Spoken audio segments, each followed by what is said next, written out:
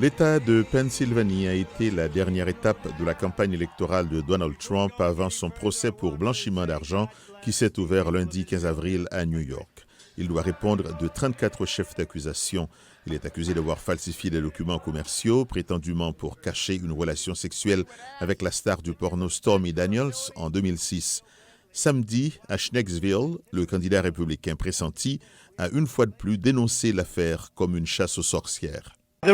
Ce sont tous des procès Biden, vous savez, n'est-ce pas? Je suis fier de le faire pour vous. Amusez-vous bien en regardant.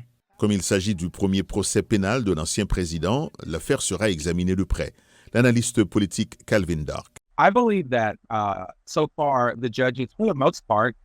Je pense que jusqu'à présent, les juges pour la plupart et les procureurs ont fait du très bon travail en essayant de s'assurer que le traitement réservé à Trump soit aussi proche que possible de ce que l'Américain moyen atteindrait s'il se trouvait dans une situation similaire. Le gouverneur du New Hampshire, le républicain Chris Sununu, a déclaré dimanche dans l'émission This Week de la chaîne ABC qu'il ne s'attendait pas à ce que l'affaire des pots de vin ait des conséquences politiques majeures pour Trump. Ils vont probablement reprendre la campagne et presque ressasser ce qui se passe.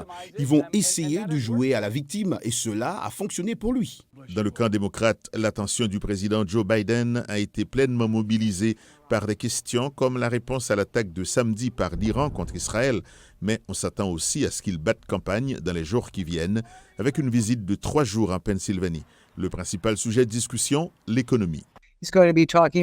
Il va parler du fait qu'il y a des signes d'amélioration de l'économie, bien que le rapport sur l'inflation de la semaine dernière n'ait pas été bon pour l'administration. La protection des droits reproductifs est un autre sujet que la campagne de Biden a mis en avant et sur lequel elle pourrait continuer à se concentrer cette semaine, surtout après que Trump a déclaré la semaine dernière que la décision sur l'avortement devrait être laissée aux États.